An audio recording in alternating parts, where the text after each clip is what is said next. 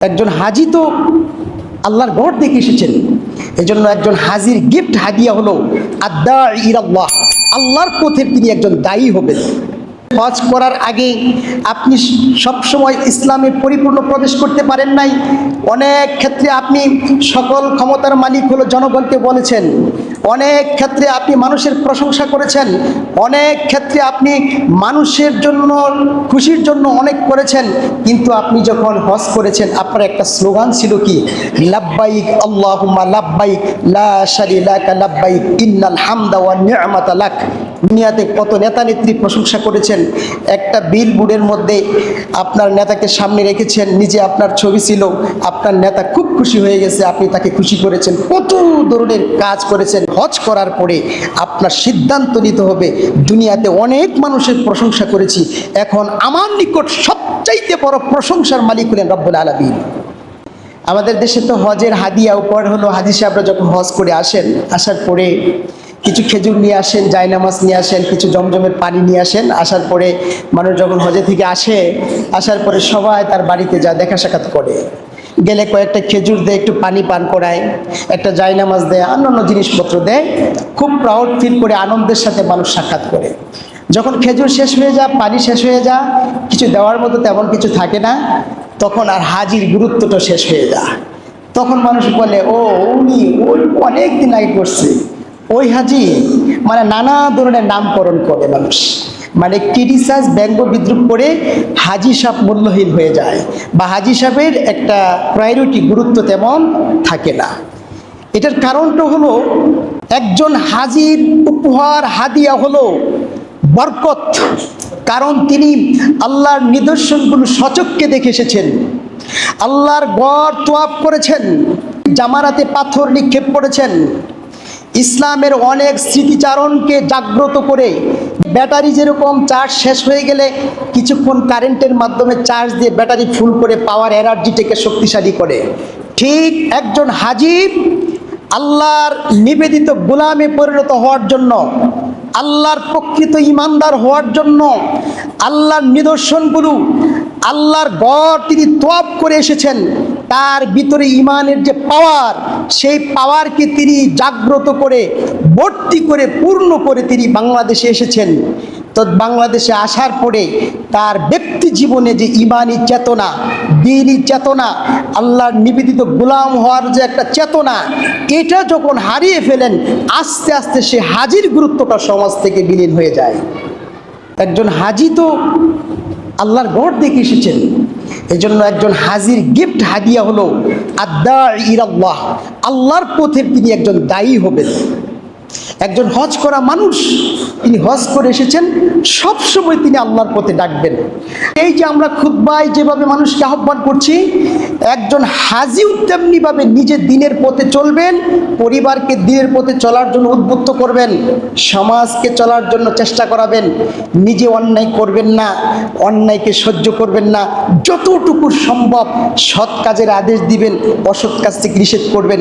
একজন হাজির ভিতরে যদি এই চেতনা থাকে, সব সময় ওই হাজির গুরুত্ব সবসময় থাকবে, সবসময় তাকে মূল্যায়ন করবে। হজ করার পরে আপনি ইমানি ব্যাটারিটাকে চার্জ করে নিয়ে এসেছেন, বাংলাদেশে আসার পরে আপনি যেই বিচারটা ইসলাম হজ করার আগে ইসলামের পক্ষে করতে পারেন নাই, আপনি অনেক সময় হজ করেছেন, হজ করার আগে আপনি সবসময় ইসলামে পরিপূর্ণ প্রবেশ করতে পারেন নাই, অনেক ক্ষেত্রে আপনি সকল ক্ষমতার মালিক হলো জনগণকে বলেছেন, অনেক ক্ষেত্রে আপনি মানুষের প্রশংসা করেছেন, অনেক ক্ষেত্রে আপনি মানুষের জন্য খুশির জন্য অনেক করেছেন, কিন্তু আপনি যখন হজ করেছেন আপনার একটা স্লোগান ছিল কি? লাব্বাইক আল্লাহুম্মা লাব্বাইক লা শারীকা লাকা লাব্বাইক ইন্নাল হামদা ওয়ান নি'মাতা লাক। নিশ্চয় আল্লাহ, আপনি ডাকছেন, আপনার ডাকে আমি হাজিরা দিচ্ছি, আমি উপস্থিত। ইন্নাল হামদা ওয়ান নি'মাতা, নিশ্চয় সমস্ত প্রশংসা, সমস্ত নিয়ামত, সমস্ত রাজত্বের মালিক হলেন আপনি। এই স্লোগান দিয়ে আপনি হজ করে এসেছেন। দুনিয়াতে মানুষ প্রশংসা করলে আমরা খুশি হই। দুনিয়াতে কত মানুষের প্রশংসা করেছেন, দুনিয়াতে কত নেতা নেত্রী প্রশংসা করেছেন। একটা বিলবোর্ডের মধ্যে আপনার নেতাকে সামনে রেখেছেন, নিজে আপনার ছবি ছিল, আপনার নেতা খুব খুশি হয়ে গেছে, আপনি তাকে খুশি করেছেন, কত ধরনের কাজ করেছেন, সে তার প্রশংসা করে আপনার মন জয় করে আপনি সুবিধা হাসিল করেছেন। কিন্তু হজ করার পরে আপনার সিদ্ধান্ত নিতে হবে, দুনিয়াতে অনেক মানুষের প্রশংসা করেছি, এখন আমার নিকট সবচাইতে বড় প্রশংসার মালিক হলেন রব্বুল আলামিন।